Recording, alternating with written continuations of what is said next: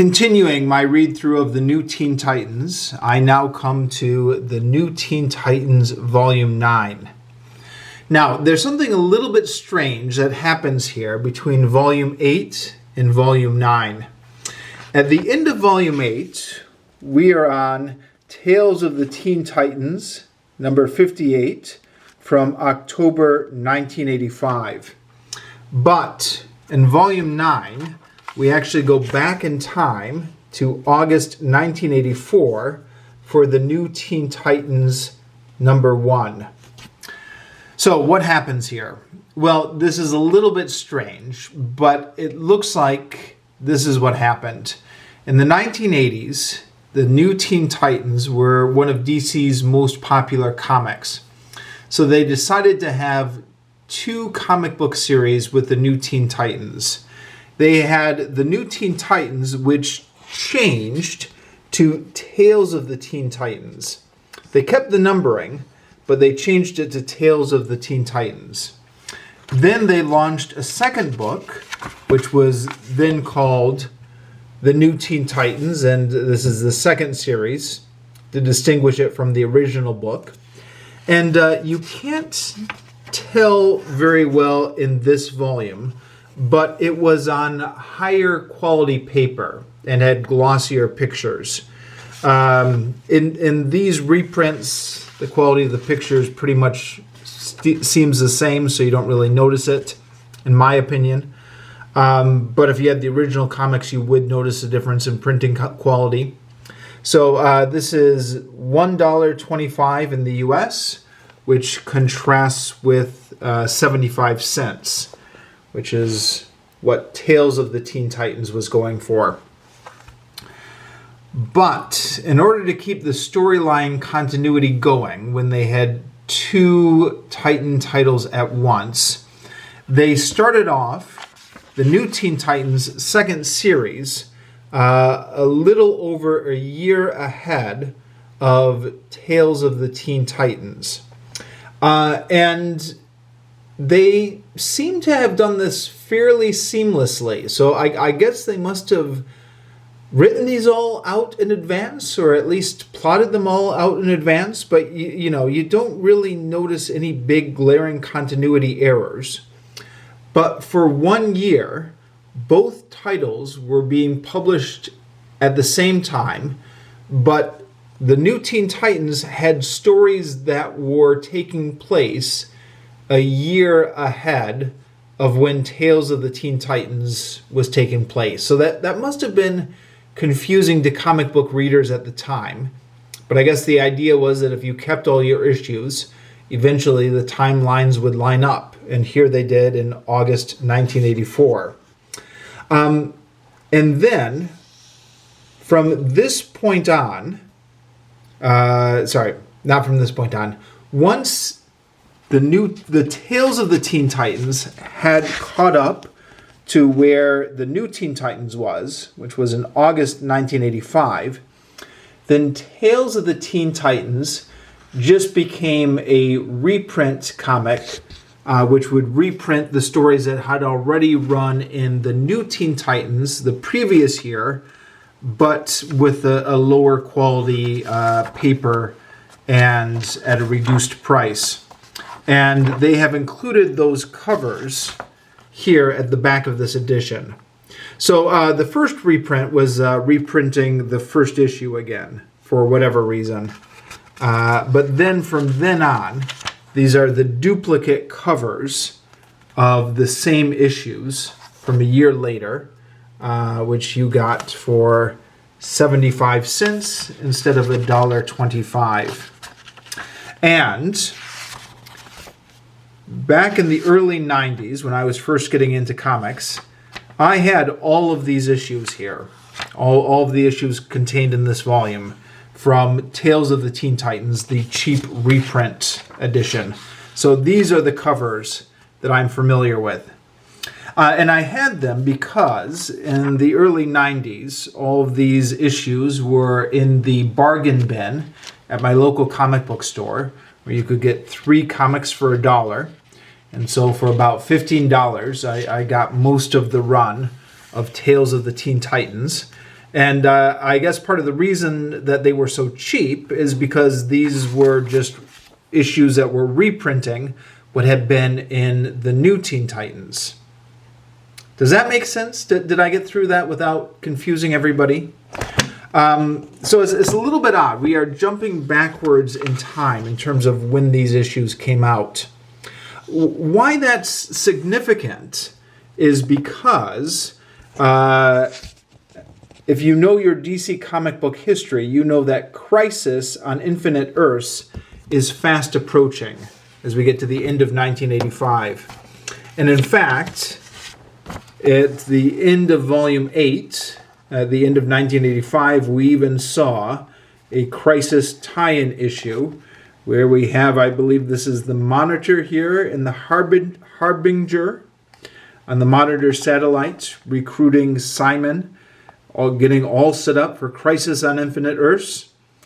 It continued in the pages of Crisis on Infinite Earths, but we jump back to Volume 9, and we are going back in time 13 months to August 1984, so we've got a little bit of a respite from the oncoming crisis.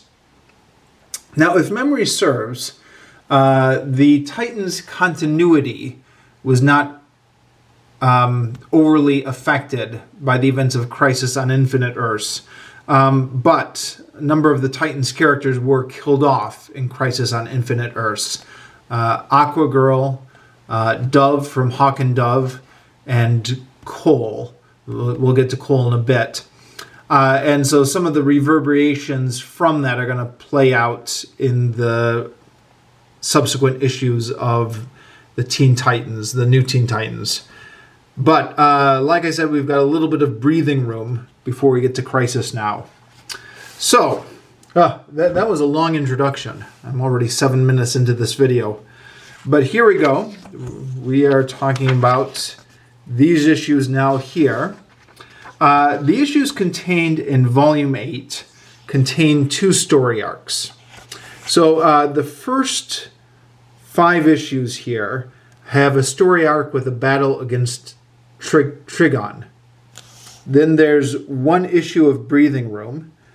And then there's 3 issues here which are the battle against the gods on Olympus, or specifically the sun goddess. So these story arcs are epic storylines with a lot of stuff going on and big, huge battles against omnipotent beings. And they are both very ambitious and also very silly and ridiculous all at the same time. And, well, let's get into it. We'll go through and talk about this. As always, wherever the camera ends, wherever I end at 30 minutes is where the review is going to end, because that's when my camera is going to time out. But here we go. Trigon, Raven's demon father, is back. So in the past few issues, and these have played out in Tales of the Teen Titans, Raven has been in some sort of crisis. And as I mentioned in my review of the new Teen Titans Volume 8, I don't actually know, or I don't remember what caused this particular crisis, but she's undergoing some sort of crisis. She knows that she is losing the battle for her soul to evil. She's becoming more and more evil, and she can't control it until Trigon, her demon father, arrives to take over the Earth. And the whole Earth is covered in these red skies, and it all gets very dark and blah and ridiculous. And, you know, this is what New York City looks like now that Trigon has taken it over. Now, when I read these issues first back in the early 90s, and when I read them again now, the obvious thing you're wondering is, okay, well, if the whole Earth is being taken over by this demon, then how is this explained in the other DC comics at this time? And I don't know. I mean, maybe somebody who knows DC Comics in the 1980s better than I do would have a better idea what was going on in those comic books. I don't know.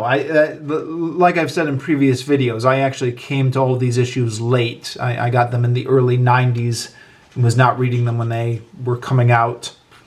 But yeah, it would be interesting to know what was happening, how this was explained in DC continuity and the other comic books that were going on. Why was it only the Titans who were fighting Trigon instead of all the DC superheroes? And it also gets confusing when we consider the time jump as well. The fact that these issues were published in August of 1984, but in-universe continuity did not take place until after the events of Tales of the Teen Titans, which were being published up through October of 1985. So, yeah. Anyways. Now, Kid Flash, a.k.a. Wally West, is brought back by the Titans to join in this fight. And the in-universe explanation is that he had a previous relationship with Raven. So Nightwing and I think it was Wonder Girl, goes off to recruit Wally West. Let me see if I can find where that's pictured.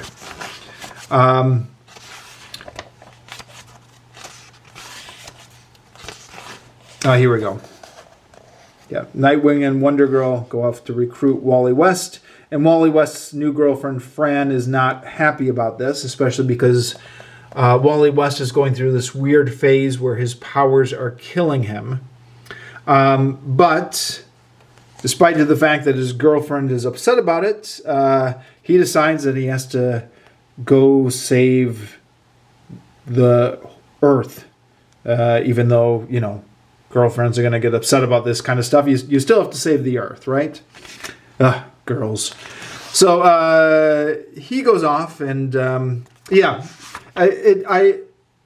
will say it's reading through these collected volumes. It does feel like after Marv Wolfman, the writer, decided to get rid of Wally West, he seems to keep second guessing this decision because he keeps bringing Wally West back. And now Wally West is back for another full 5 or 6 issues here with this storyline. But yeah, here we go. Kid Flash is part of the group once again. So the skies turn red. Trigon the demon comes back with Raven now turned evil at his side. And he's such a powerful being that there's no way the Titans could possibly defeat him. I've mentioned in some of my previous videos reviewing the new Teen Titans, I really like the new Teen Titans as characters. I think they're likable characters. They have good group dynamics. There's a lot of interesting storylines or personal drama playing out among the group. But I'm not always wild about the villains that Marv Wolfman chooses to pit them against, because the villains are always super overpowered and it just makes for ridiculous storylines. And Trigon is a classic example of this. I mean, how can the Titans fight against this huge demon? And sure enough, the storyline just gets really weird, where the Titans have evil selves they have to fight against. And it's not quite clear what plane of reality this is taking place on. Is this all just a dream, a hallucination? What's going on?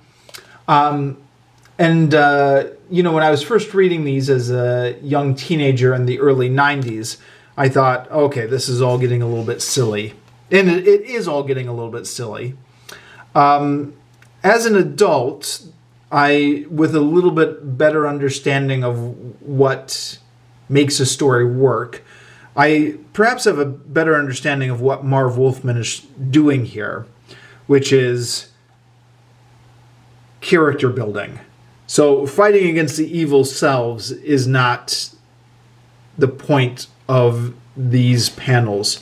The point is, each of the Titans has some sort of angst, some sort of weak point or thing that drives them that is being shown here through the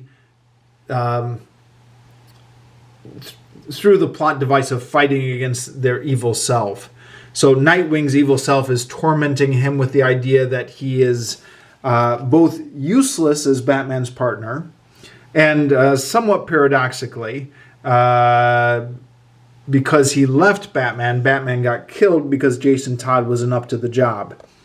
This was before Jason Todd was killed in DC continuity. Cyborg is tormented by the fact that it looks like a Frankenstein monster and nobody likes him. Wonder Girl is tormented by the fact that her husband Terry is mortal and thus so weak.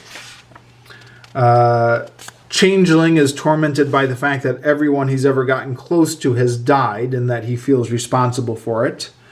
Starfire is tormented by the fact that she had been sold as, or not sold, but given as a slave by her parents. Wally West is tormented by his relationship with Raven. Okay, some of these work better as others in terms of interesting character motivations, but there it all is laid out. Well, that's going on. Lilith is spouting exposition here. She seems to be able to sense a lot of things. Then the Titans fight their evil selves. We're into the next issue here. And this goes on for a bit, and a bit more, and a bit more, until their evil selves goad them to the point that they decide that they want to kill their evil selves, and in so doing become evil themselves. You can see the red eyes here.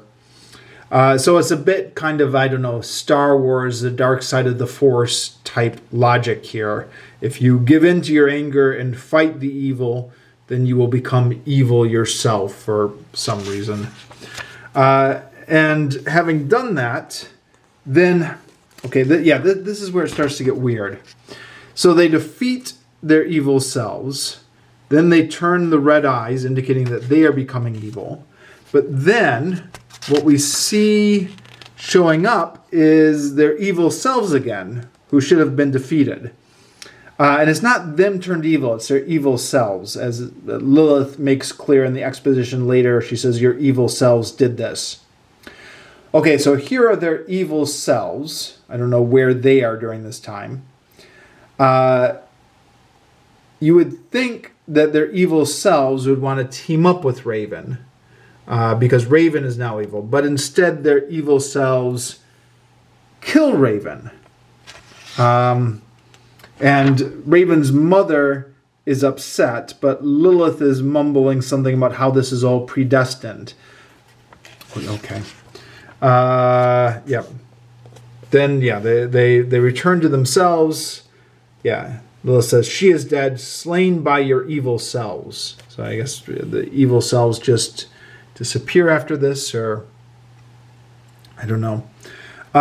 Lilith is meanwhile taken over by Azareth somehow.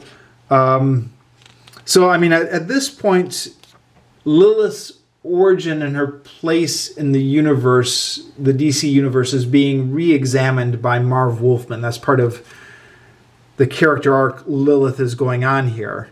But what we find out in the next the next story arc that's coming up in this volume, is that it turns out Lilith is of Olympian descent, or from the Titans of old Greek mythology, the daughter of the sun goddess. So she doesn't appear to have any connection with Azar or Azareth, that world where Raven is from. Except in this story arc, she does, because she becomes that the Azareth, I guess, takes her over, and she just spouts what Azareth says.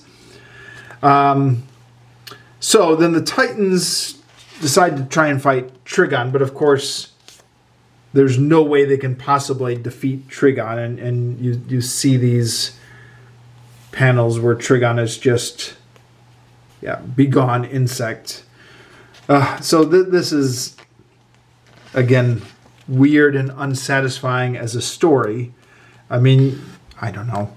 Maybe I'm a little bit simplistic in my love for comics, but I would...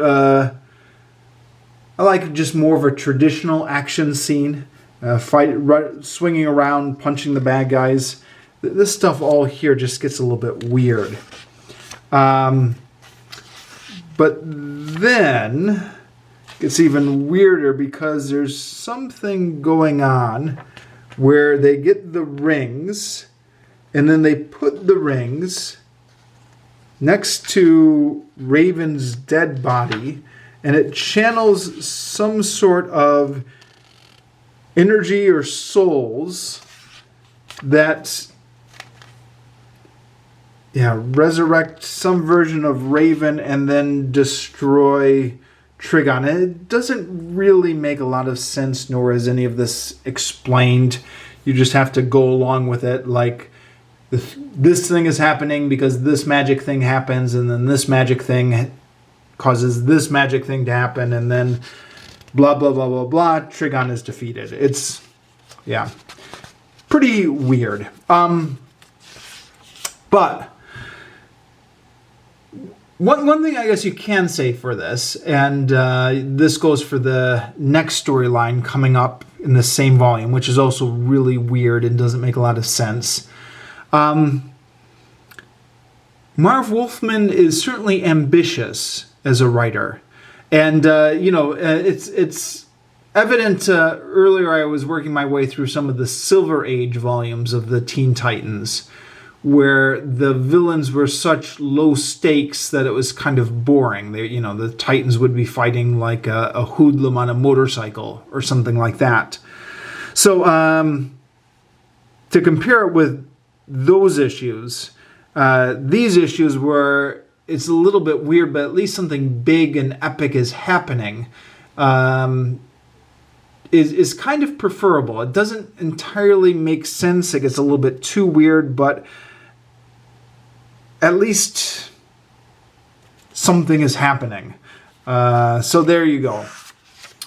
Now, there's a change here in the artist. We go from George Perez, who up until this point has been the artist associated with the New Teen Titans. I don't think he's done every issue, but he's done most of them. And from this point on, George Perez bows out, and we get Dan Jurgens, and then we get Romeo Tangal coming in here, I believe, to do the Titans. And according to Wikipedia, this is just because George Perez was too busy at this point, too much in demand. He was doing the Titans, he was doing Crisis on Infinite Earths with Marv Wolfman, he was doing Wonder Woman, he was just, I guess, the in-demand artist who was asked to do everything. So he eventually does return to the New Teen Titans, but that's, I don't know, like a couple years later or something like that. I think going forward here, we've lost him for the considerable future. So we've got different artists here. I hate to say it, but I don't really notice too much of a difference with the new artist, even though I know George Perez is the name that's associated with making the New Teen Titans into being the success. But Nightwing pretty much looks the same. Wonder Girl looks fine. Cyborg looks fine. Starfire looks fine. They all look fine except for Changeling, Garfield Logan. He just has like this Barbie doll type face, which is here, and not only here, it's just every time they do his face, they just can't seem to get it right. It's okay. That one's not terrible, but yeah, every time we get a close up of his face, it just looks weird. So yeah, the new artist can't seem to do Garfield Logan right. All the other characters look more or less the same, I think. Anyways, the Titans have saved the Earth. They get a big parade. The Justice League talks about how proud they are of the new Teen Titans. Again, what was going on in DC Comics elsewhere during this time, I don't know, but here we are. Kid Flash has gone back with his parents, so he misses the parade. But, oh yeah, cameo by Aqualad and Aquagirl. Aquagirl now has a few more months before she's killed off during the events of Crisis. And then the Titans deal with being famous and the unwanted attention from the media. And to get some respite from this, respite, they decide to go camping. Now, this is the same camping trip they went on in the Tales of the Teen Titans miniseries. Not to be confused with the Tales of the Teen Titans magazine. There's a miniseries, and then there was a magazine. I know it all gets a little bit confusing. And sorry, when I say magazine, I mean monthly comic book.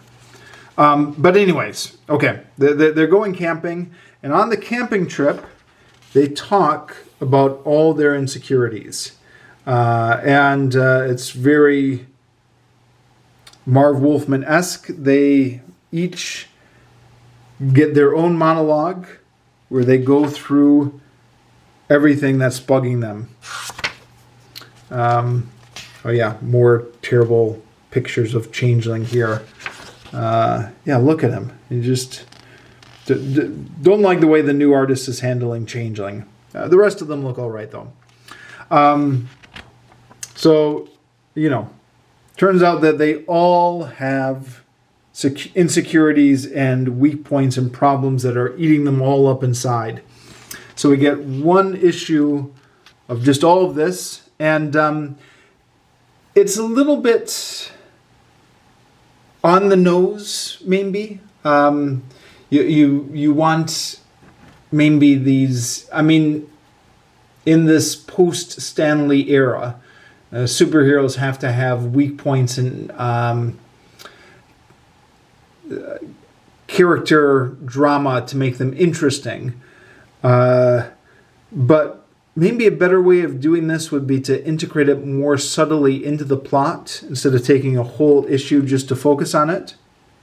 Or, counterpoint, maybe taking a whole issue to focus on it and still managing to keep that issue interesting is the brilliance of Marv Wolfman.